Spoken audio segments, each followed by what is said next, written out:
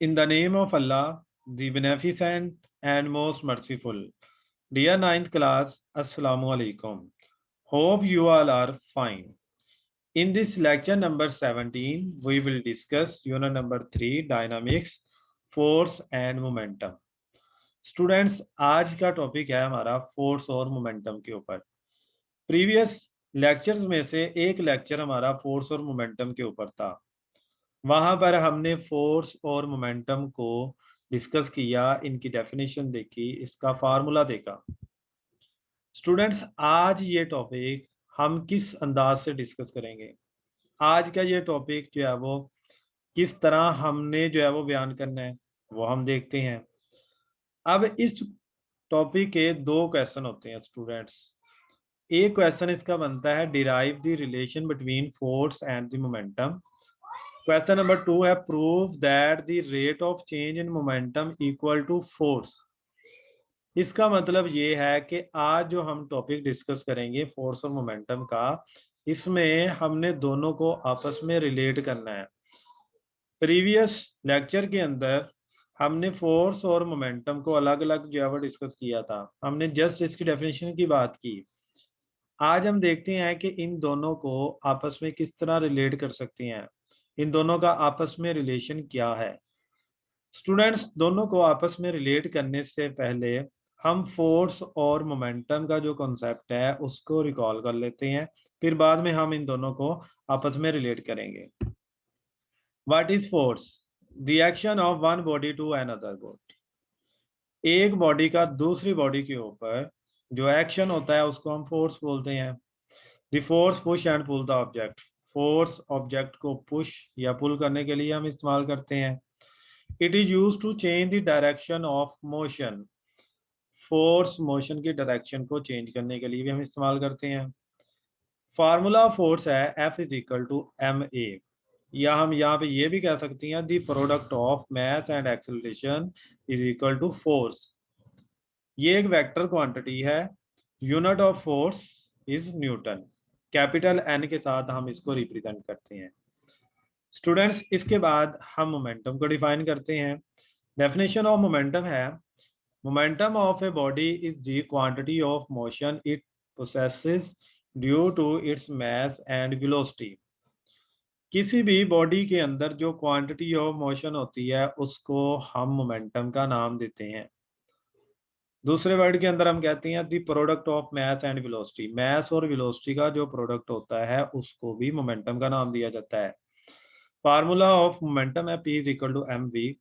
Unit of momentum है kilogram metre per second या newton second. Students, ये वाला जो यूनिट है ये हमें इस फार्मूला से मिल जाता है, लेकिन आज के रिलेशन में हम ये वाला यूनिट भी देखेंगे। ये भी एक वेक्टर क्वांटिटी है। अब मोमेंटम देखें, आपके पास यहाँ पे एक गाड़ी है, गाड़ी अगर रेस्ट में है तो इसका मतलब ये है कि इसका मोमेंटम नहीं है। एक गाड़ी चल रही है स्टूडेंट्स, उसके नीचे आप देख रहे हैं एक और गाड़ी चल रही है। अब दोनों में से जो ज्यादा स्पीड के साथ मूव करेगी इसका मतलब ये है कि उसका मोमेंटम ज्यादा होगा, क्योंकि ये प्रोडक्ट है मास और वेलोसिटी का। स्टूडेंट्स, अब हम इन दोनों को आपस में रिलेट करते हैं। Relation between force and momentum, इसको हम यहाँ पर देख देते हैं न्यूटन सेकंड लॉ के साथ। इसका जो है वो क्या रिलेशन है? When a force acts on a body it produces an acceleration in the body and will be equal to the rate of change of momentum of the body। जब हम किसी बॉडी के ऊपर फोर्स लगाते हैं students, तो उसके अंदर एक एक्सेलरेशन प्रोड्यूस होता है। अब वो उसने कहा है कि and will be equal to the rate of change in momentum या equal to the rate of change of momentum of the body.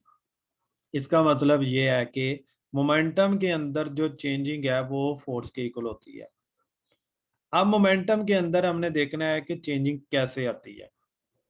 और दूसरी बात आप यहाँ से देख सकती हैं कि जब हम फोर्स लगाते हैं तो एक्सेलरेशन भी प्रोड्यूस होता है। हम इसको देखते हैं स्टूडेंट्स। अब इस स्टेटमेंट को समझने के लिए हम क्या करते हैं, हम एक ऑब्जेक्ट को ले लेते हैं, एक बॉल को ले लेते हैं, एक बॉडी को ले लेते हैं।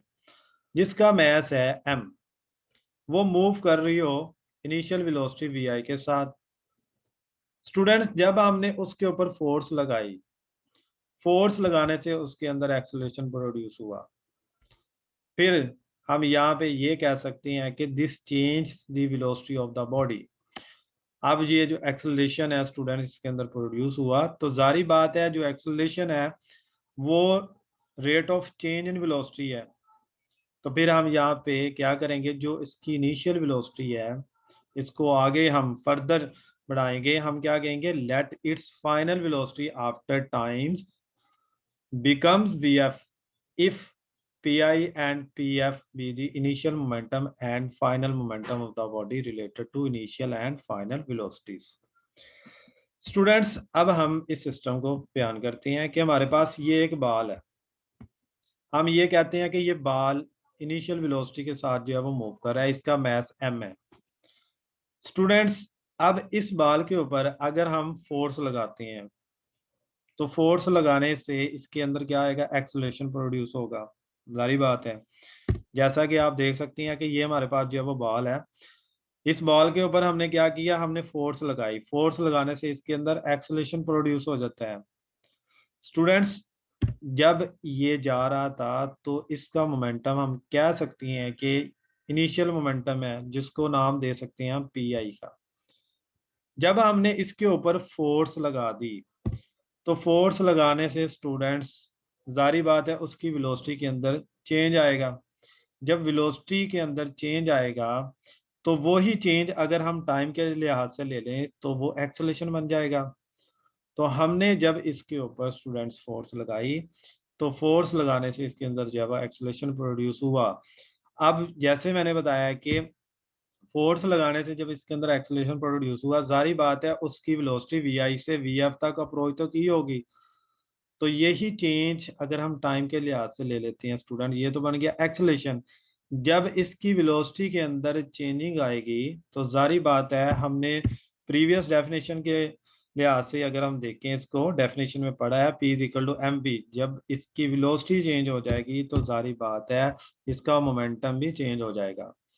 तो इसका मोमेंटम भी पी आई से पी एफ तक जो है वो अप्रोच कर जाएगा। अब हम यहाँ पे एक और एग्जांपल ले सकते हैं स्टूडेंट्स, स्नोकर गेम खेलते हैं हम। स्नोकर गेम में हमने क्या किया, हमारे पास जो है वो एक बाल है, दूसरा बाल इसके पास जो है वो पड़ा है, हमने स्टिक से इसको हिट किया, हमने इसके ऊपर फोर्स लगाई। स्टूडेंट, जैसे ही हम इसके ऊपर फोर्स लगाएंगे तो ये बाल मूव करेगा। तो ये बाल मूव करता करता इस बाल के साथ टकरा गया। तो जब ये इसके साथ टकरा जाएगा, जारी बात है इसने इसके रास्ते में जो है वो रुकावट पेश की है, तो ये बाल क्या हो गया, वो स्टॉप हो गया। तो अब देखें ये मूव करता था, तो मूव करता हुआ इस बाल से टकराया, टकराने के बाद ये स्टॉप हो गया। तो इसका मतलब ये है कि इसकी वेलोसिटी के अंदर इस वक्त भी चेंजिंग आएगी, वेलोसिटी इसकी जो है वो चेंज हुई है। स्टूडेंट्स, अब इसकी डेरिवेशन देखें जरा। Initial momentum P I is equal to M V I. जारी बात है जो मोमेंटम है उसका फार्मूला होता है P is equal to M V. अब यहाँ पे इनिशियल मोमेंटम की बात की तो यहाँ पे आई लिख दिया, क्योंकि हमारे पास जो बाल है, बाल तो वही है, यहाँ पे अगर देखें तो वही हमारे पास जो है वो बाल है। यहाँ पर भी आप देख सकती हैं कि हमारे पास जो है वो बाल वही है, तो मैथ उसका हमने एम रखा। यहाँ पर भी आप देख सकती हैं कि बाल जो है वो मूव करा, कभी इधर कभी इधर, इसका मतलब ये है कि ये टकराने के बाद कभी इधर टकराया कभी इधर टकराया, इसकी वेलोसिटी जो है वो मुसलसल जो है वो चेंज हो रही है यहाँ पे। तो बाल हमारे पास जो है वो वही है। तो हमने जो है वो दो पॉसिबिलिटीज रख ली इसके लिए भी, वी आई और वी एफ वाली। अब स्टूडेंट्स, यहाँ पे हम कह सकते हैं कि जो हमारे पास जो बाल है, जो ऑब्जेक्ट है, उसका मास एम है, वेलोसिटी उसकी वी आई है पहले। उसके बाद जब हमने स्टूडेंट्स फोर्स लगाई, जारी बात है उसकी वेलोसिटी के अंदर जो है वो चेंजिंग आई, वेलोसिटी चेंज हुई, तो वेलोसिटी उसकी जो है वो अप्रोच कर जाती है, हम कहते हैं वी एफ तक। जब उसकी वेलोसिटी वी एफ होगी तो जारी बात है उसका मोमेंटम भी पी एफ हो जाएगा। इट मीन्स कि यहाँ पे फाइनल मोमेंटम आ गया। स्टूडेंट्स, अब हमने क्या करना है, हमने दोनों मोमेंटम का चेन निकालना है। तो यहाँ पे लिखेंगे change in momentum is equal to final momentum में से हमने इनिशियल मोमेंटम को माइनस कर देना है। तो ये हमारे पास जो इक्वेशन है P I is equal to M V I, और दूसरी है हमारे पास P F is equal to M V F. तो यहाँ पे हम इनकी वैल्यूज पुट करेंगे। फाइनल मोमेंटम यहाँ पे हम लिखेंगे P F minus P I is equal to, यहाँ पे पी एफ की वैल्यू क्या है M V F minus P I की वैल्यू क्या है एम वी आई। स्टूडेंट दोनों का डिफरेंस आ गया यहाँ पे। अब ये डिफरेंस हमारे पास जब आ गया तो हमने क्या किया है, बाद में हमने इसका रेट ऑफ चेंज निकाला। रेट ऑफ चेंज मीन के हमने इसको टाइम पे डिवाइड कर दिया। टाइम पे हम इसको जब डिवाइड करेंगे स्टूडेंट्स, यहाँ पर भी टी आ जाएगा, यहाँ पर भी, बोथ साइड पे हमने टाइम पे डिवाइड कर दिया इसको। तो जैसे ही हमने इसको टाइम पे डिवाइड किया उसके बाद नेक्स्ट स्टेप में हम क्या करेंगे, हम इसमें जो मैथ होगा एम होगा वो दोनों में सेम है, हम इसको कॉमन ले लेंगे। ये मैथ हमारे पास जो है वो यहाँ पे आ गया, V F minus V I over T, ये बच गया। अब according to definition of acceleration the rate of change in velocity equal to acceleration होता है यहाँ पे A is equal to V F minus V I over T. तो यहाँ पे जो V F minus V I over T है ये एक्सेलरेशन के इक्वल बन गया। तो हमने क्या किया, तो यहाँ पे ये जो पूरा फैक्टर है इसको हमने ए के इक्वल रख लिया। तो students M A according to Newton second law of motion force का फार्मूला होता है F is equal to M A. यहाँ पे जो मैस और एक्सेलरेशन का प्रोडक्ट है ये फोर्स के इक्वल है, तो हमने क्या किया इसको एफ के इक्वल लिख दिया। स्टूडेंट्स ये बन गया हमारे पास P F minus P I over T is equal to F के। अब ये जो चीज है, ये जो आप देख रही हैं ये है रेट। यहाँ पे रेट मीन यहाँ पे हमने टाइम पे डिवाइड किया, rate of change in momentum, ये है चेंज इन मोमेंटम के। चेंज इन मोमेंटम को अगर हम टाइम पे डिवाइड कर देते हैं स्टूडेंट तो वो फोर्स के इक्वल हो जाती है।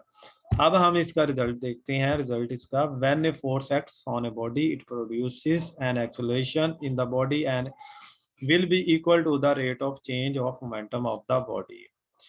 के rate of change of momentum equal to किसके होता है, फोर्स के स्टूडेंट्स। अब ऐसा यूनिट ऑफ मोमेंटम जो है वो हमारे पास न्यूटन सेकंड है, ठीक है, दूसरा यूनिट। और यही किसके इक्वल होगा, किलोग्राम मीटर पर सेकंड के।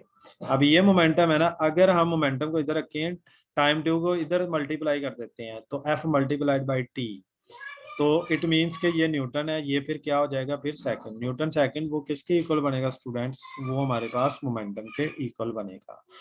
ये था आज का लेक्चर स्टूडेंट्स जिसके अंदर हमने प्रूव किया कि rate of change in momentum equal to force होते हैं, या हमने मोमेंटम और फोर्स को आपस में रिलेट किया। स्टूडेंट्स इस लेक्चर को आपने अच्छी तरह सुनना भी है और इस लेक्चर को आपने प्रिपेयर भी करना है। आई होप कि आज का लेक्चर आपको समझ आ गया होगा। Thank you so much. Okay, Allah Hafiz.